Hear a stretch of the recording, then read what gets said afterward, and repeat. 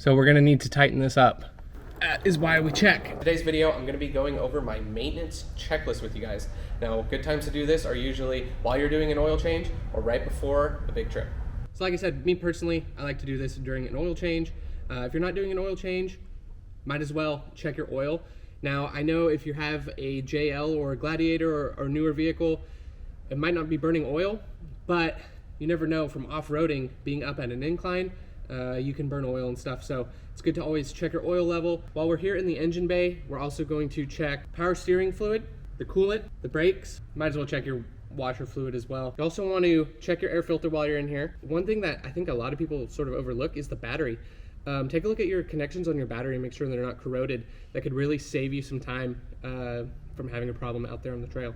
So next up, moving on to the front end, there's a lot to dig into here. Firstly, we're gonna start with the drag link and tie rod, which is the steering on the front. I like to give it a grab and make sure there's not any movement that shouldn't be in there. That's step number one. Step number two, to grease all of these joints. I like to grease them every time, even if it looks like they don't need them, till the grease is coming out. Wipe off the excess. Give the steering stabilizer a little shake, make sure it's not loose. Haven't had that one come loose on me, but the track bar, you're gonna want to make sure there's no slop. If you have this sector shaft or track bar brace, this is from Synergy. There's other ones out there on the market. If you have this, you're gonna wanna make sure to check all of these bolts, and there's a grease fitting on here, as well as there's another bolt on the back side. It can be a little tough to get to. Making sure that this guy is torqued down, because it tends to want to back off, is really important for keeping your Jeep nice and happy. Also, while you're down here on the front end, take a look at your sway bar links. Underneath the front end, same thing as the front. We're gonna grab and check these control arms. I like to shake them. Occasionally, you'll notice that you'll get one that's loose. The shake test you should really feel and hear if something's loose. Check the front drive shaft. And when we're shaking this, obviously you can see it spins, but we're looking for play in the U-joints. Zero play in this U-joint on this front drive shaft, so that's nice and good. Also take a look at your shocks. Those are expensive, so you don't want those back and loose. Those don't, from my experience, back loose, but... This video is brought to you by Fixed. If you're anything like me, you enjoy working on your own vehicle and you take pride in that work. Fixed can help you save both time and money. It's more than just your standard OBD2 sensor, because it pairs with an app on your smartphone that can help you diagnose and repair over 7,000 different vehicle codes, and it has instructional how-to videos. It can even help predict future problems that your rig might have. Also, if you decide to take it into a mechanic, it's not a big deal, because it's going to let you know what you should pay, so that way you know if you're getting a fair rate or not. All you have to do is plug it into your rig and let the app do the rest. The sensor normally retails for $59, but if you use the link in the description below, you can pick this up for $19.99.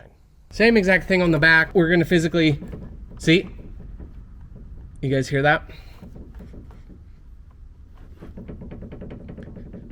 So we're gonna need to tighten this up. Upper seems good. Before we get back to the rear track bar over there, you can see that this bracket, the one that was loose, but the bracket where it welds to the frame, you know, you can see it's taken some hits from rock crawling, so is always a good idea. This isn't probably something you do every time, but periodically, is take a look at these welds that hold these brackets on here. Sometimes after enough abuse, these brackets can pop off or show a crack. So if you're wheeling frequently, that's something you're gonna wanna stay ahead of.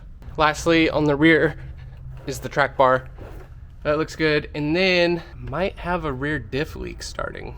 That is something that we're going to pay attention to. Now, I haven't seen any puddles forming, so that is new to me, but I'm going to further investigate. Now, transfer case fluid doesn't need to get changed very often, but a good thing to look for while you're doing your look is to see if it's leaking anywhere. So you just kind of do a visual, look around, it shouldn't be leaking anywhere. We'll do a visual on the transmission pan as well. We don't want to obviously have our tranny leaking, because that would be very bad. Looks like everything is good. The only thing that is leaking is our rear diff. Something else that's a really great idea to do if you have the time and will help with tire wear is to rotate your tires.